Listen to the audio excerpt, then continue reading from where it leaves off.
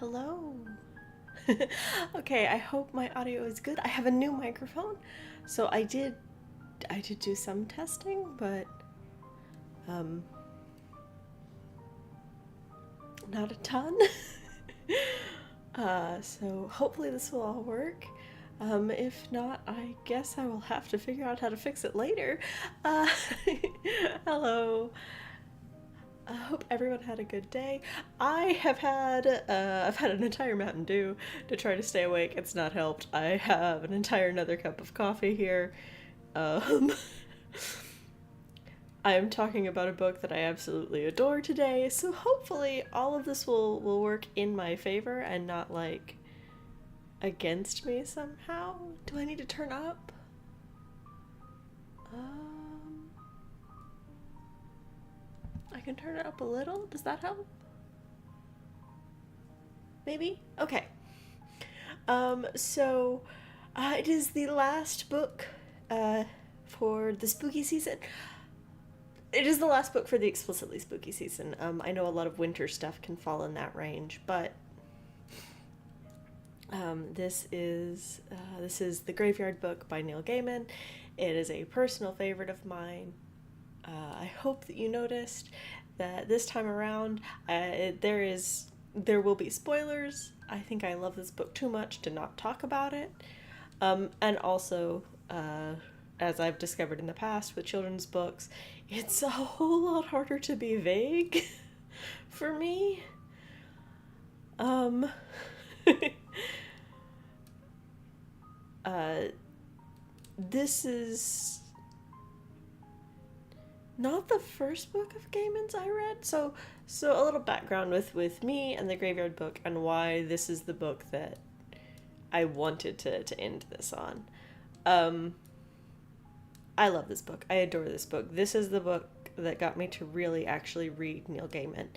I don't enjoy everything he's ever written, but the Graveyard Book is the reason that I will give everything he's written that I can get my hands on a shot.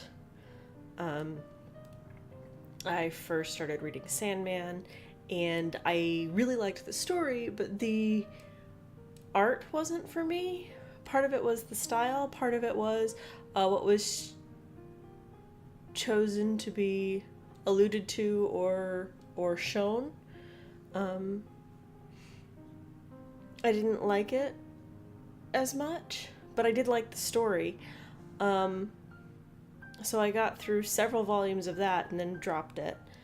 Um, and then the Graveyard Book wound up being required reading, and I'm so glad it was. I think it's the best required reading I've ever had. Um, and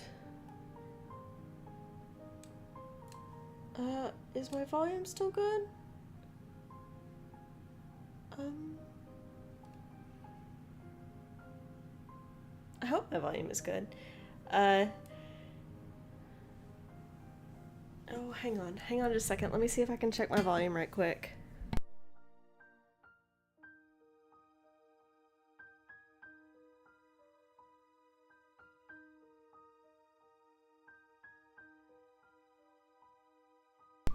Okay.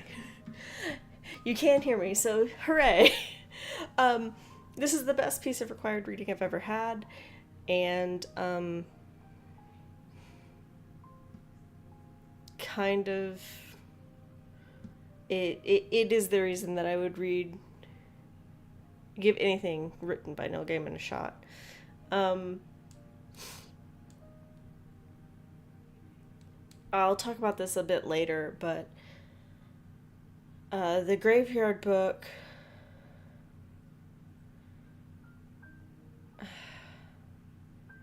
I'll talk about it later. Um, I'm a huge fan of Good Omens as well, and Terry Pratchett also writes a fantastic, creepy vibe kind of characters. So, but I will get into that later. Um, for now, I just hope everyone's having a good evening. Um, so despite the fact that this is probably the book I'm maybe the most excited to talk about so far. Maybe Kith and Kin, I was close, but this one, I have a huge fondness for this book, which is probably why I own it in two different forms. This will have the shortest little slideshow bit, because ironically I couldn't like break it down super far, because what I like about it is the whole and not the parts, and yeah. So let's just get into it, huh? Once again, I do not own any rights to either the Graveyard Book or the covers. This is meant to entertain and inform, and I hope you enjoy. That didn't work. Again, with the not working the way I want it to. There we go. The Graveyard Book by Neil Gaiman.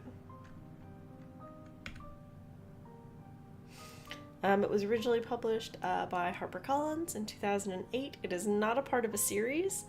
I will go ahead and say this here. This book does exist in several formats.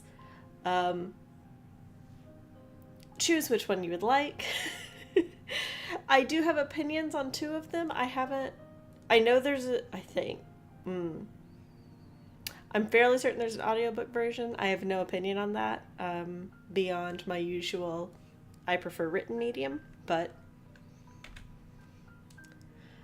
So the original cover, the cover art and the interior art is by Dave McKean.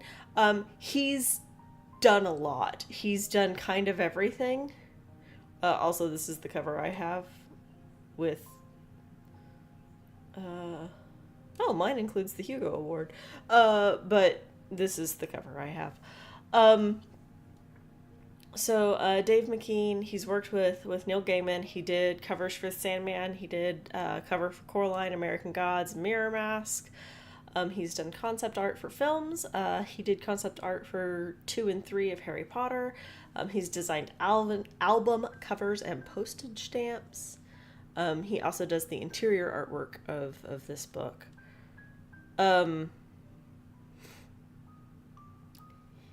He's kind of done everything and won awards for a lot of things.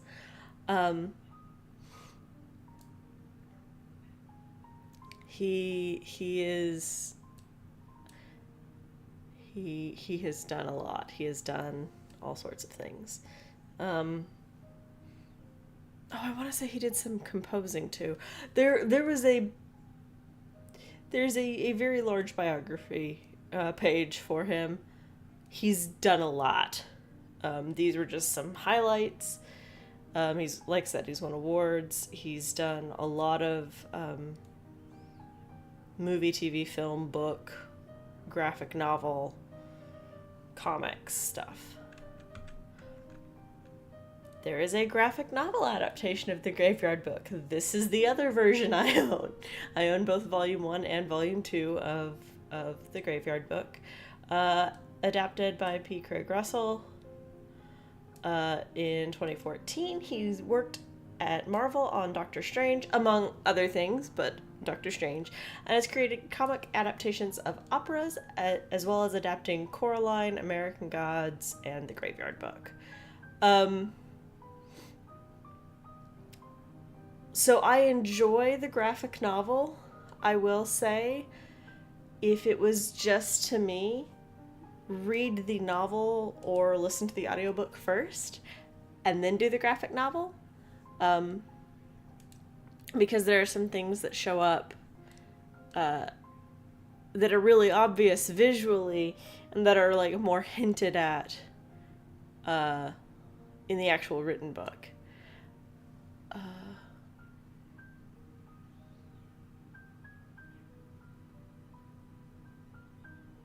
Okay. But this is a really fun adaptation. It has a lot of illustrators. And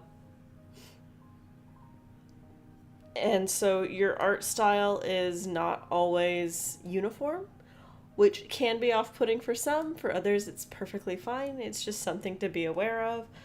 I do have it sitting right in front of me.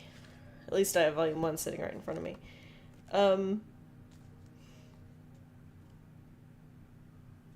It's a lot of fun.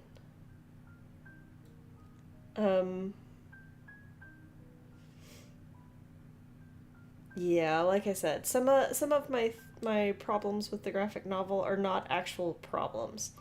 It's just personal preference. And a bit of a bias. So about the author, Neil Gaiman has won multiple awards. He won a Newbery Medal for the Graveyard Book. He won a Bram Stoker, a Hugo, a Nebula. Well, I'm never quite sure how to phrase this. The novels won the awards, but he won the... Look, he writes really well, and a lot of people acknowledge this fact. So the Bram Stoker, the Hugo, the Nebula, and the British Science Fiction Award for Coraline, and he's won multiple Will Eisner Comic Industry Awards for Sandman.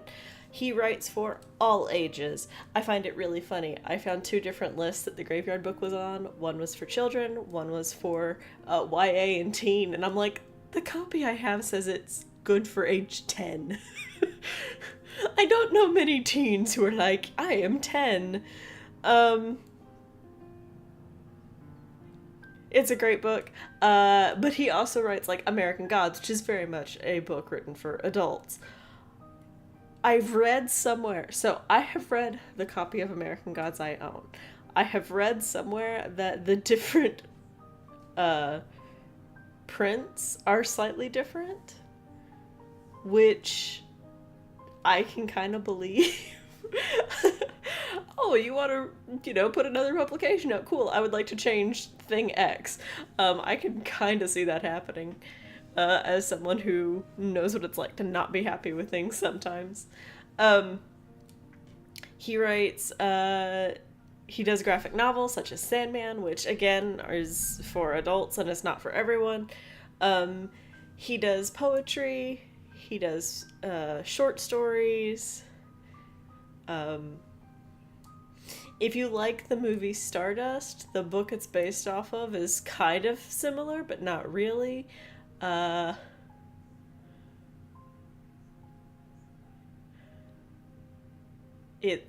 They both exist. They're both a thing. One of the other fun things is that he will answer questions. He is known to be chatty and talkative on social media, and will in fact interact with people, and it's wonderful and makes him very human and is just delightful. I still remember when like the first Sandman images came out for the Netflix series, and they showed all the cast sitting there, and I'm like, where's the one with the craziest hair? Because that's not Dream, that's the author. You can usually tell him by his hair. He looks a bit like Dream. The hair goes everywhere. But so he writes for all ages. You may not like all of his work. You may only like one. You may just like Coraline, or just like The Graveyard Book, or just like Sandman. That's fine. He writes a lot. On a scale of authors I've loved forever and authors that I'm just like okay with, he somehow lands close to the authors I love forever, even though I think I've only read his books for about 10 years. It's like Neil Gaiman kind of lands beside Tamora Pierce and Brian Jock for me, of I can't get enough of it. Yes, please give it to me. And The Graveyard Book has a especially wonderful, soft place in my heart. So what do you need to know? You'll notice there are only 2 points here because they're kind of the whole thing wrapped up in one. Um, so it is a book about living with the dead, and it's children horror, I think, technically is what it is. It's supernatural, and there's like spooky bits in it. So maybe children's horror. Coraline is more along the lines of children's horror, I would think, but this might fall in that zone. I'm never sure. Where to put this one. I don't find it particularly scary, and I am a big wimp when it comes to scary things. But also I am a weirdo, and death is frequently my favorite character in books. So not everyone is like that, and not all kids are huge fans of death. So your main character is Nobody Owens. He is a very alive child who lives in a graveyard with primarily ghosts. There are some other things that show up and or live there. See the picture of the graphic novel earlier. It's a coming of age story, but he also has to learn like ghost things as well as, you know, eating food and stuff like that. He's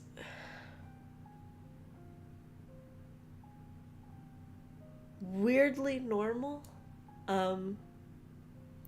You would think a book about a boy who lives in a graveyard, you would think the kid would be weird, and he's not. He's just like any other kid.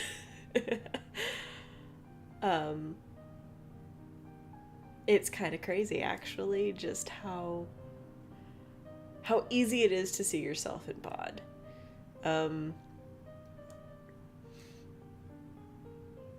I really, really, really, really like Bod.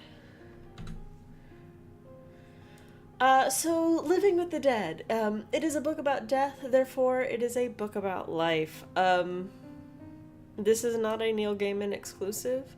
This is, I think, almost every book I've ever read where either the dead or death itself is a main character. Your story is not actually about death. It's about life. He lives in a graveyard. He's adopted by two ghosts.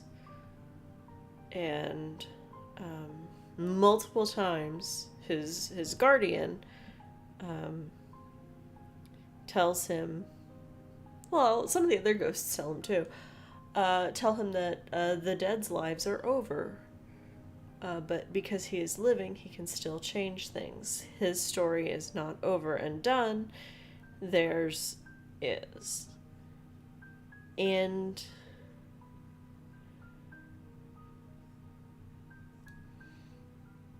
it's really sweet. So it's not living with the dead as a shadow over your shoulder or carrying the dead with you in like a morbid sense. It's the dead were people once, and these are the people they were, and they aren't changing from who they were. That is the most true thing about the story, is that all of the ghosts, you don't meet them all at once. Some of them only show up in one chapter, but all of them are static. Their stories are done. How they interact with Bod may not be, but he's the only one who changes. There's a couple chapters after the halfway point where he makes the comment of, these ghosts who were my friends when I was a kid, they're still children. And this one that kind of picked on me, well, we can talk now and we get along. And it's like, well, yeah. Because you change. Bod grows. Nobody changes. The dead don't. But by that token, death isn't scary. Because you're living in a graveyard, because death is a thing that happens, because he knows so many people who are dead. because he lives in a graveyard with ghosts. It's scary to other people, but it's never scary to him. And like, there's something to that. To someone who has lived with the idea of death for so long, that death in and of itself isn't a scary thing.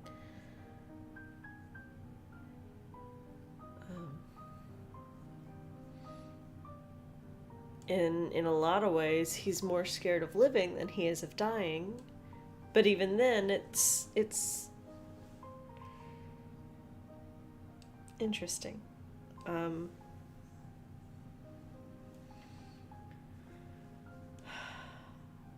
Like a lot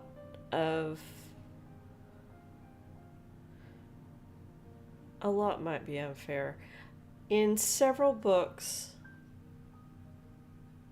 Neil Gaiman has a character of death. In the Graveyard book, he has one as well. And she's a bit more hands-off than his other versions.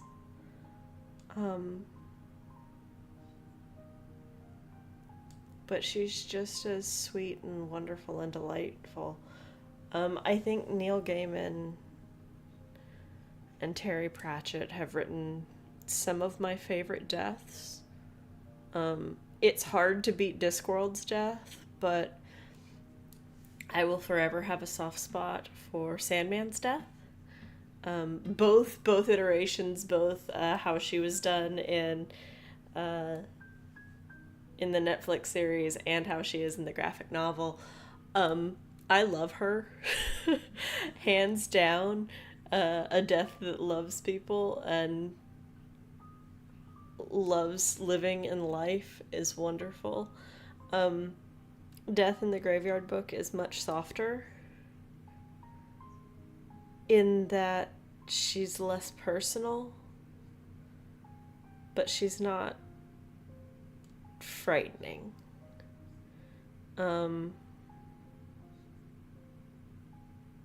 She's an inevitability, and that's okay.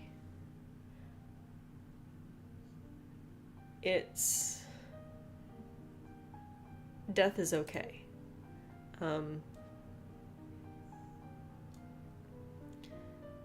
It's one of those books that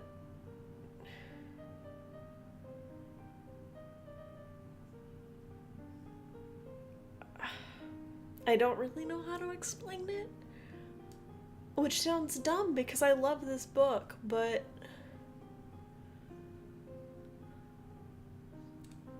when do you step out of your lane? When do you stand up and become visible? When do you stay invisible? When do you protect your family, your friends, your home? And when do you protect strangers? Like, there are questions, and not all of them are answered, because for a lot of them the answer is it depends.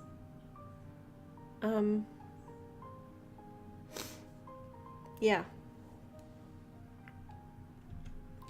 The other thing is, it is probably considered children's horror. There are very spooky bits, there are tense parts, but it's a Peter Pan kind of book. And the reason I say that is because the first time I read it, I was an adult. I have only ever read it as an adult, and so I can only read it from an adult's perspective.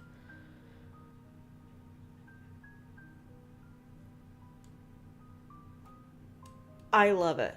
I don't find it creepy. I find parts of it that could be very creepy, depending on the kid, but kind of like... Look, to compare it to another one, it is less horrifying than Coraline. Coraline, even though I know a ton of kids love Coraline, even if not all adults do, Coraline, I can see where reading as a kid and reading as an adult, a kid wouldn't necessarily see it spooky and an adult would. The Graveyard book, I think, may fall the other way, where kids might see it as spooky. but adults don't. It's more of a Peter Pan. It's more of an adventure book. It's a book where the story an adult gets out of it and the story a kid gets out of it may not be the same story. I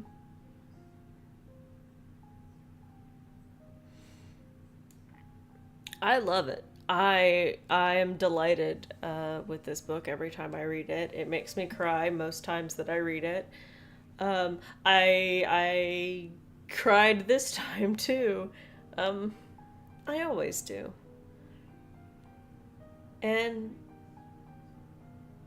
it's never a, oh, this is sad, you have to cry because it's sad. No, it's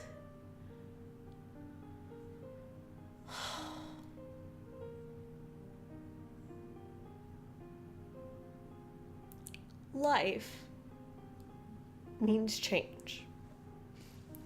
And I'm one of those weirdos who hates change.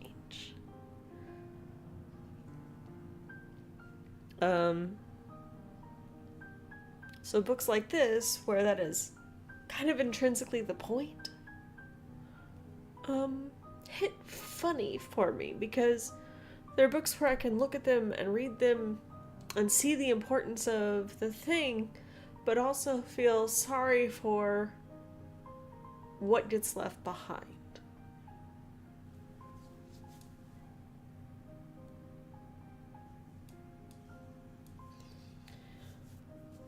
And also, as far as coming of age books go, I wish more coming of age books were like this. Where instead of being like, oh, you're done being a kid, here's all the adult stuff, pile it on. That's not how the Graveyard Book goes. You learn how to be an adult while you are a kid. And that's the point.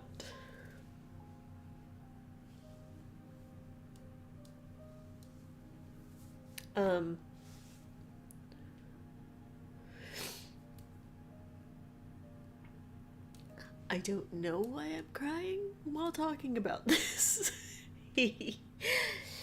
I have clearly decided that is what I'm going to do.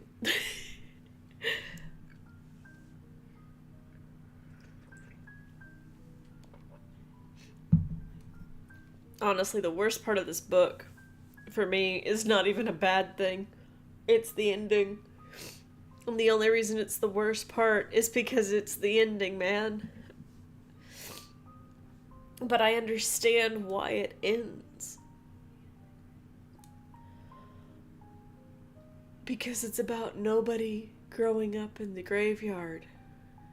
And once that story is told, the book is over. Because sometimes books can just be over.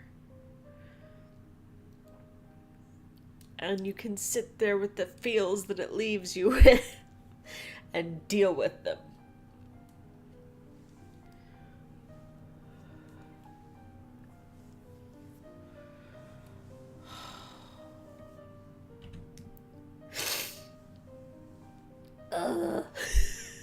I've ruined my sinuses because I'm crying. So these are my recommendations based off of Living with the Dead. I think I've mentioned all 4 of these before, but we'll go through them again. So with Terrier by Tamora Pierce, you are following Becca Cooper, who is a new recruit, called a puppy, in the Lord Provost's Guard. Think of it as a police force. And she has a couple of different abilities, but one of them is she can speak to the dead when they are riding on pigeons.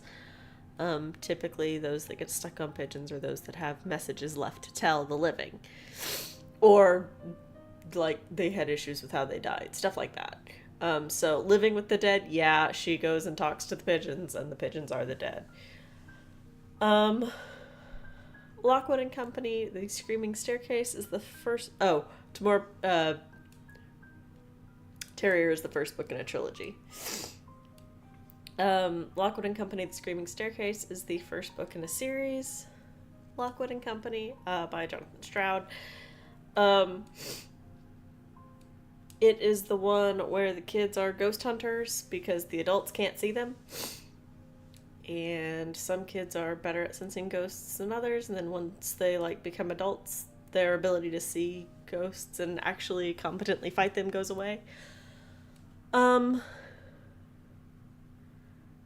a couple of the main characters in that have a tendency to hold on to items that have ghosts tied to them and talk to them, so they literally live with ghosts in the house in some way, shape, or form.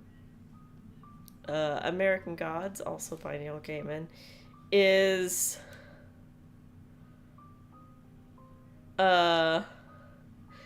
it is a tale as old as time in that it's what if all mythologies were real thrown into a blender.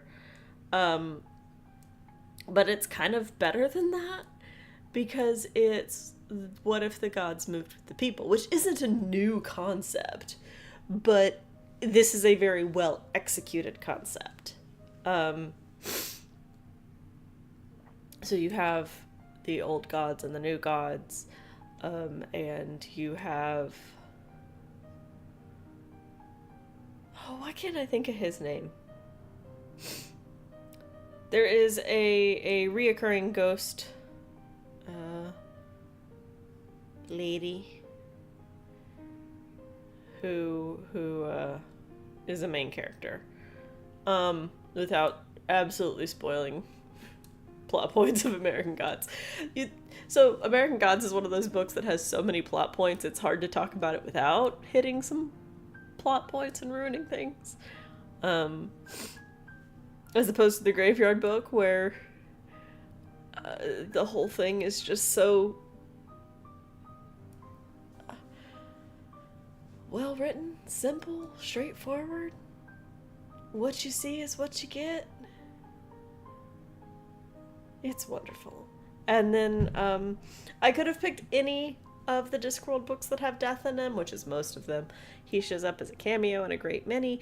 I picked The Hogfather. There's also a live-action movie, if that is more your speed, in which the Auditors of Life, Existence, I can't remember which, are trying to inhume the Hogfather, which is analogous and synonymous. It's the Santa character. The Hogfather is Santa, basically. And Death and his granddaughter Susan get roped in to save the Hogfather. It's wonderful. It is a less human death than Gaiman's death. So, yeah. So Neil Gaiman's death has a tendency to always look like a human. And in the case of the Sandman's death, she is more human than most of the humans. It's wonderful and lovely. I adore her. But they always look human.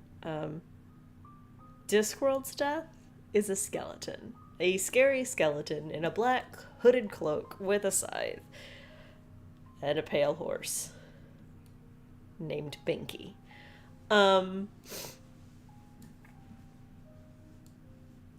yet he understands both death and life better than most. He has a granddaughter because he had an apprentice and a daughter, and they got together and granddaughter happened. And stuff happened in other books. But he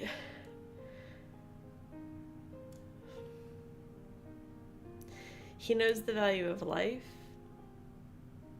because he is there when it all ends.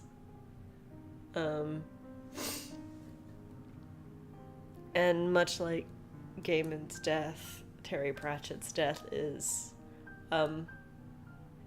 one of the best. Like, death shows up a lot, and I love him. Um, and so that is it. Like I said, I had the fewest things for this week. Because I wasn't quite sure how to break this book down.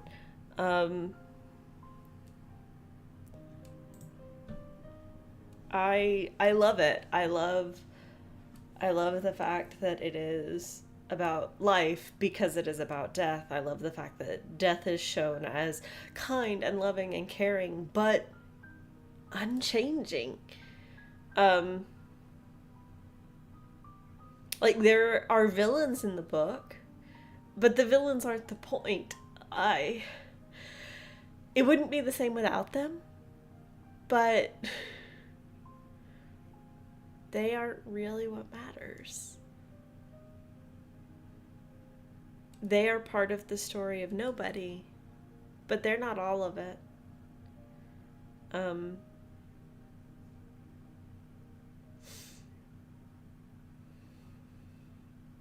Like, there's one super predictable... Well, that's not even fair.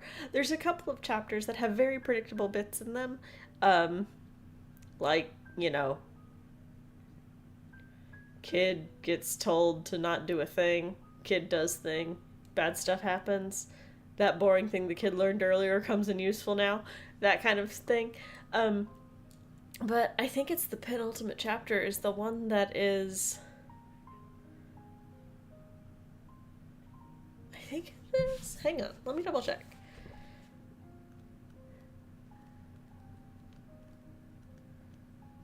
The way the chapters are split up... Yeah. So, chapter 7 is your penultimate chapter. And it is probably your most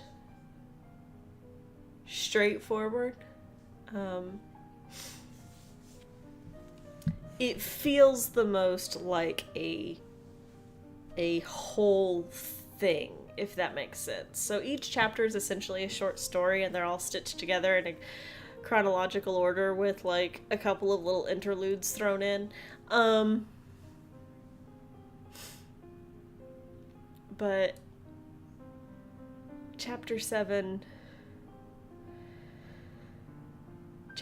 is different. It's a bit more predictable. And some of the things that happen in it are sad in a different way. If I was going to compare chapter 7 to anything, if any of you are familiar with Fruits Basket,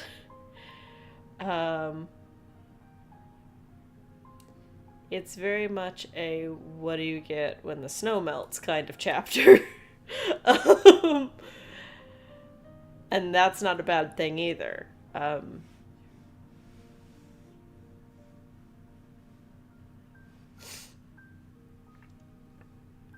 guess I could talk about that. So it's a fairly easy read, but part of the reason it is such an easy read is because it's like 8 short stories with the same main character all stitched together. And it's great. It's not complicated in that sense. You've got a couple of reoccurring characters. You've got the Owenses. You've got Nobody. You've got Silas, who is your guardian. Those are your main ones. And then some of the other ghosts are reoccurring once you meet them.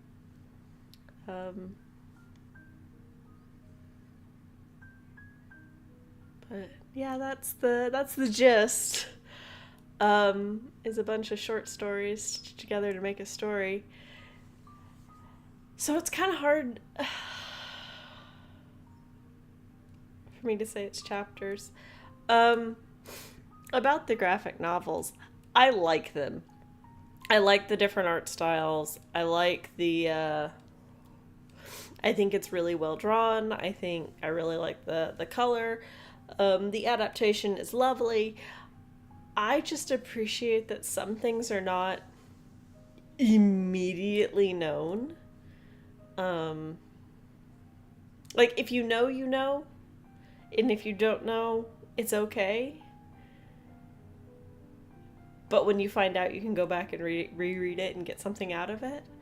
Um,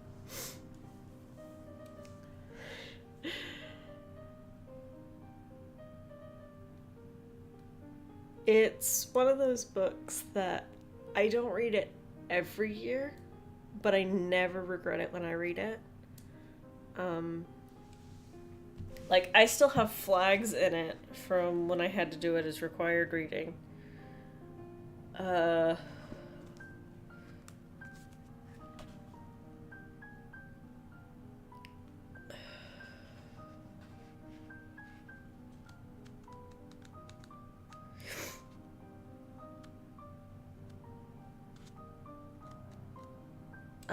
that would be why. I marked some of the quotes I liked. Which, unsurprising for me, are the ones that have to do with things are always changing, but you're always you kind of things. You know, the things that are hard. As opposed to, you know, being a ghost. There are a lot of supernatural... Well, there's not a lot, but there's more than a small amount of supernatural stuff going on. You've got all the ghosts. He learns things like fading and dream walking, stuff like that. Fear and terror. Capital F, fear. Capital T, terror.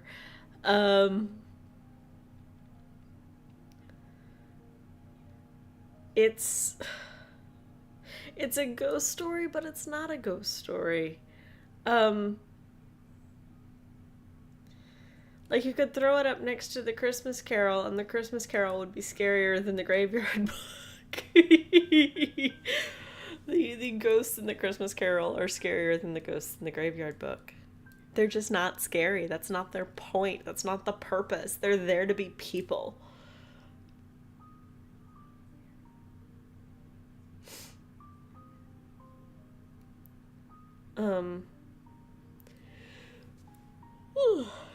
Excuse me.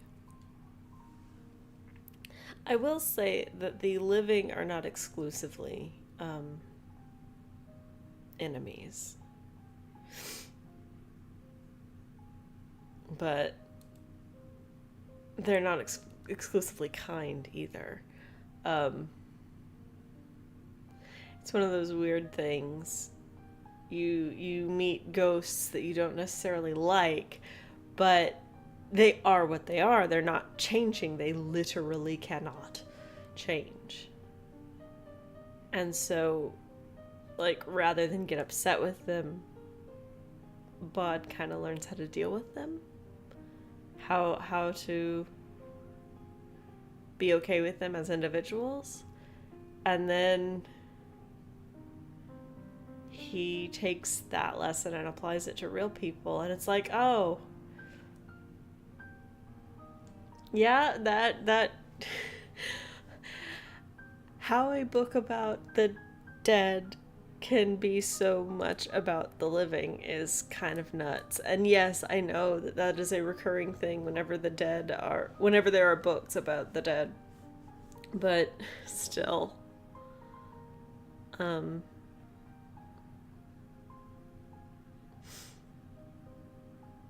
I love this book.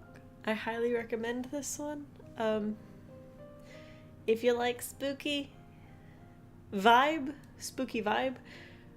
this is a good one. If you like coming of age stories, it's a good one. If you like good stories, it's a good one. And if you've tried to read it and you don't enjoy it, there's like dozens of other books. Actually, I've never counted how many other. There are other books by Neil Gaiman that you can absolutely try out. They're different. I tend towards fantasy.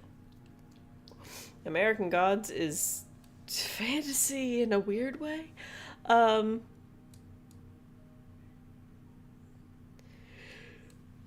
Oh, excuse me. Excuse me. Yeah, that Mountain Dew with coffee, not helping.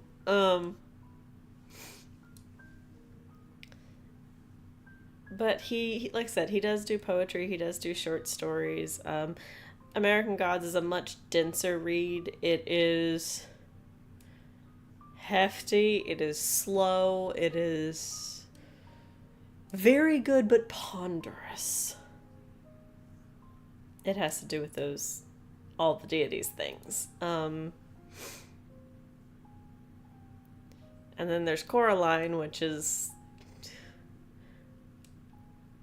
probably not as easy to read as the Graveyard Book, but it's not bad.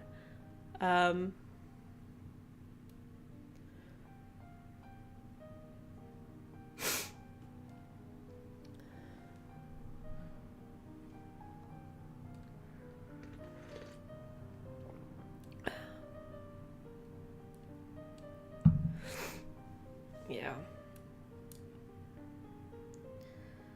So that is the end of spooky season. We're ending with a story about death and a story about life.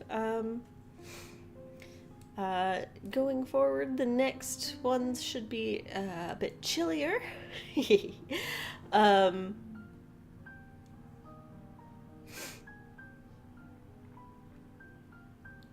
Hopefully, so the goal is to not have another missed week, but with holidays and just life kind of happening at 90 to nothing, some things may happen.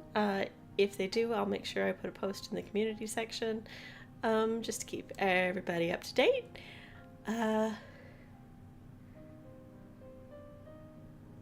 And so, yeah, I think that's it. Trying to think if there's...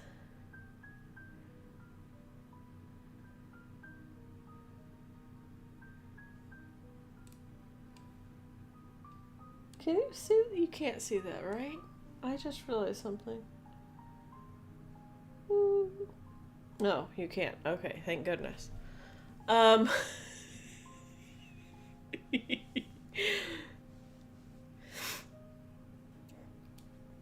may have had a mouse cursor. Yeah, so that is the goal. Is I should still every other week. If there is a week that just won't work, I will let you know as soon as I know. I am still trying to get those thumbnail images. I am slow. If you can't tell, I've drawn everything with a mouse. I don't understand my little Wacom tablet, so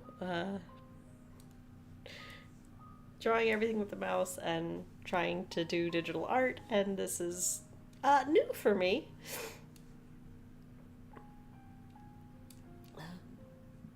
But that is it. Hope all of you have a good rest of your week. You're halfway through the week. And for those in different time zones, you may be a little further than halfway through the week. Have a good night.